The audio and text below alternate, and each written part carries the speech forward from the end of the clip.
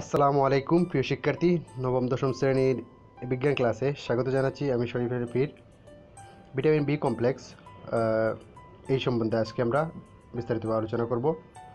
তো চলো দেখি আমরা ভিটামিন বি কমপ্লেক্স মানে হচ্ছে অনেক জটিল জিনিস। অনেকগুলো ভিটামিন নিয়ে ভিটামিন বি তৈরি হয়। তোমরা সাধারণ ভিটামিনগুলো আগে পড়েছো যে কী কী আমাদের কোন কোন উপাদান ভিটামিন থাকে আর তাদের কাজ কী।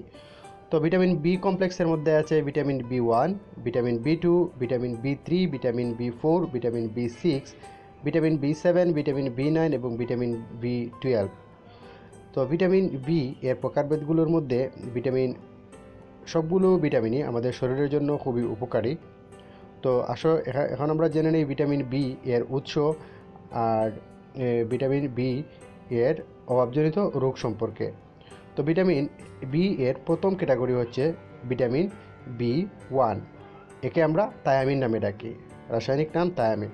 তো ভিটামিন বি মানুষের শরীরের পেশিকে শক্তিশালী করতে বা মজবুত করতে ব্যবহৃত হয়। শরীরের নিউরোপ্যাথিক রোগ তৈরি হওয়ার অন্যতম কারণ হচ্ছে ভিটামিন বি1 এর অভাব।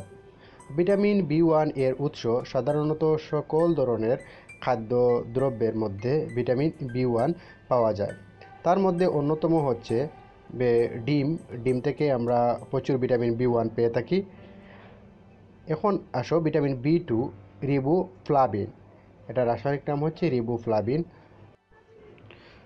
ভিটামিন বি2 ত্বক শুষ্ক রাখতে সাহায্য করে।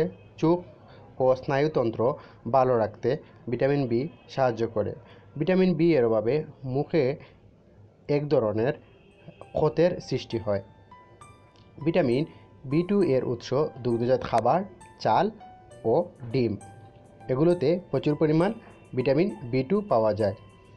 তারপরে ভিটামিন বি3, নিয়ামিনামাইড। এটা রাসায়নিক নাম নিয়ামিনামাইড। কাজ: এটি হজমে সাহায্য করে, স্নায়ুতন্ত্রের কার্যক্ষমতা বাড়ায়, এর ঘাটতি ডায়রিয়ার সৃষ্টি করে, ত্বক ক্ষতের সৃষ্টি হতে পারে। বি3 এর অভাবে পেলেগ্রা নামক অপুষ্টি রোগ হতে পারে। এতে ত্বক চিড় ধরে ও মস্তিষ্ক বিকৃতি ঘটে। ত্বকের মধ্যে চিড়ের সৃষ্টি হয় আর মস্তিষ্ক বিকৃতি ঘটতে পারে। এখন আমরা দেখব ভিটামিন বি5, যেটা রাসায়নিক নাম প্যান্টোথেনিক অ্যাসিড। ভিটামিন বি5 শিশুদের স্বাভাবিক বেড়ে ওঠা ও শরীরের গঠন এ সাহায্য করে থাকে। ভিটামিন বি5 এর প্রধান উৎসগুলোর মধ্যে আছে গোলালু, ডিম, টমেটো ইত্যাদি। এখন আসি ভিটামিন বি6, রাসায়নিক নাম পাইরোডক্সিন। হোমোসিস্টিনের মাত্রা কমাতে পারে, যা ক্ষতিকর এক ধরনের অ্যামাইনো অ্যাসিড এবং এটি হৃদরোগের অন্যতম কারণ। এর উৎস মাছ, লিভার বা কলিজা আর গোলালু। ভিটামিন বি7, বায়োটিন। শরীরের নানা শরীরবৃত্তীয় কাজে হরমোনের অত্যাবশ্যকীয় উপাদান। এই হরমোন সৃষ্টিতে সহায়তা করে বি7 বা বায়োটিন। এর উৎসসমূহ হলো চীনাবাদাম, লিভার, কলা। আমরা যাকে কলিজা বলে থাকি, কলিজার পরিমাত্র বি7 থাকে। ভিটামিন বি12 বা মিকুবায়ামিন হিমোগ্লোবিন তৈরিতে ডিএনএ সিনথেসিস এর জন্য গুরুত্বপূর্ণ। এর উৎসগুলো হলো গোশত, মাছ আর ডিম। এগুলো আমরা জেনে নিলাম। এখন আসো বই থেকে ভিটামিন বি কমপ্লেক্সে গুরুত্বপূর্ণ ভিটামিনগুলোর উৎস ও অভাবজনিত রোগ নিচে টেবিল থেকে শিখে নেই। থায়ামিন, যেটাকে আমরা বলছিলাম ভিটামিন বি1, এই উৎসগুলো শিখবে। তারপর অভাবজনিত রোগ, এর অভাবে কী কী রোগ হয় এই বিষয়গুলো আমরা আয়ত্তে রাখবো, যাতে করে যে কোনো সময় পরীক্ষার সময় কোনো প্রশ্ন আসলে এগুলো যাতে আমরা হুবহু মনে রাখতে পারি। তারপর ভিটামিন বি2, যেটা রাইবোফ্লাভিন আমরা রাসায়নিক নামে ডাকি। এখানে উৎসগুলো আমরা দেখেছি। এখান থেকে উৎস এবং অভাবজনিত রোগ, যে টুটে ফাটল ধরা, এটা ভিটামিন বি2 এর অভাবে হয়। তারপর ত্বক খসখসে হওয়া, চোখে পানি পড়ে, এই লক্ষণগুলো আমরা মনে রাখবো।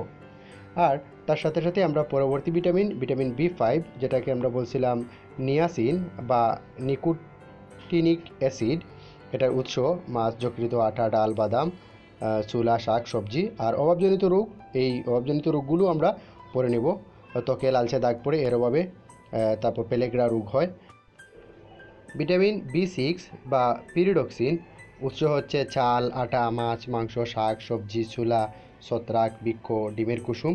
আর অভাবজনিত রোগ, এর অভাবে খাওয়ায় অরুচি ও বমি বমি ভাব, অ্যানিমিয়া রোগ দেখা দেয়। তারপরে একটি ভিটামিনের বিস্তারিত দেওয়া আছে, ভিটামিন বি12 বা কোবালামিন, সায়ানুকোবালামিন। উৎস যকৃৎ, দুধ, মাছ, মাংস, ডিম, পনির, বৃক্ষ ইত্যাদি। এর অভাবে রক্তশূন্যতা রোগ দেখা দেয় আর স্নায়ুতন্ত্রের অবক্ষয় ঘটে। তো এই বিষয়গুলো আমরা ভালো করে শিখে নিব, ভালো করে আয়ত্তে রাখবো, যাতে করে এমসিকিউর জন্য পারা যায়। সুষম খাদ্য নির্বাচন খাদ্য নির্বাচনের ক্ষেত্রে একটি গুরুত্বপূর্ণ বিষয়। যে সমস্ত খাদ্য দেহের শরীরবৃত্তীয় কাজ নিয়ন্ত্রণ করে, টিস্যু কলার বৃদ্ধি করে এবং শরীর গঠনে সাহায্য করে, তাদেরকে সুষম খাদ্য বলে। সুষম খাদ্য বলতে খাদ্যের 6টি উপাদান সুনির্দিষ্টভাবে বণ্টিত থাকবে। সুষম খাদ্যে আমরা খাদ্য পিরামিডের যে খাবারগুলো দেখেছি তা পরিমাণ মতো থাকে। তা বয়স, লিঙ্গভেদে, দৈহিক অবস্থা এবং শ্রমের পরিমাণ ভেদে ভিন্ন ভিন্ন হতে পারে। কিন্তু সবগুলো খাদ্য উপাদানের পুষ্টিগুণ সুষমভাবে বণ্টিত থাকে, এই জন্য একে সুষম খাদ্য বলা হয়। সুষম খাদ্য হবে এই বিষয়গুলো মানলে যদি আমিষ, শর্করা এবং স্নেহজাতীয় পদার্থ সংমিশ্রণে একটি খাদ্য তালিকা তৈরি হবে, তবে এই খাদ্য তালিকা সুষম খাদ্য তালিকা হবে। তারপর নাম্বার 2-এ সুষম খাদ্য হতে হলে বয়স, লিঙ্গ এবং জীবিকা ভেদে তাদের নির্দিষ্ট পরিমাণ খাদ্য থাকতে হবে। 3 নম্বরে ক্যালোরির পরিমাণ 60 থেকে 70% আমিষ থেকে, 10% শর্করা থেকে এবং 30 থেকে 40% স্নেহজাতীয় পদার্থ থেকে গ্রহণ করতে হবে। এখন দেখব সুষম খাদ্য তালিকা কিভাবে তৈরি করতে হবে। কতগুলো নিয়ম মেলে সুষম খাদ্য তালিকা তৈরি করতে হবে। ইচ্ছামতো খাবার দাবার দিয়ে দিলেই হবে না। কিছু নিয়মের মধ্যে ব্যক্তিবিশেষের বয়স দেখতে হবে কত এবং তা অনুযায়ী নির্ধারণ করতে হবে। সে কর্ম ও শারীরিক অবস্থা ভেদে উনি কি কাজ করেন এবং শারীরিক অবস্থা ভেদে তার সুষম খাদ্য তালিকা পরিমাণ নির্ণয় করতে হবে। দ্বিতীয়ত, তার তাপমূল্য বা ক্যালোরি কতটুকু তা হিসাব করে দেখতে হবে। প্রত্যেকটা খাদ্য থেকে কত পরিমাণ ক্যালোরি বা তাপশক্তি পাওয়া যায়। 3, খাদ্যে দেহ গঠনের ও ক্ষয়পূরণের উপযোগী আমিষ সরবরাহ করা হয়েছে কিনা, ওই খাদ্য দেহ গঠন করে কিনা তা নিশ্চিত করতে হবে। 4, খাদ্যে ভিটামিন, খনিজ লবণ এবং পানি যথোপযুক্ত পরিমাণে আছে কিনা।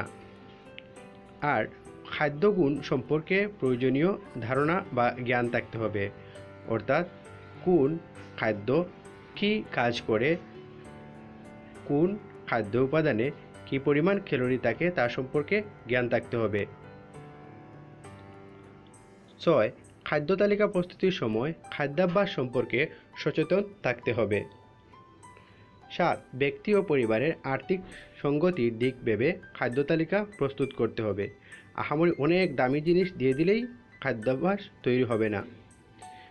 ঋতু ও আবহাওয়ার কথা চিন্তা করে খাদ্য তালিকা প্রস্তুত করতে হবে। তো আজকে এ পর্যন্তই। যতটুকু পড়লাম ততটুকুর উপরে এই বাড়ির কাজটুকু করে নিও, করতে পারবে আশা করি। আর এতক্ষণ আমাদের সাথে ক্লাসে থাকার জন্য তোমাদেরকে অসংখ্য অসংখ্য ধন্যবাদ। আল্লাহ হাফেজ, বাই বাই।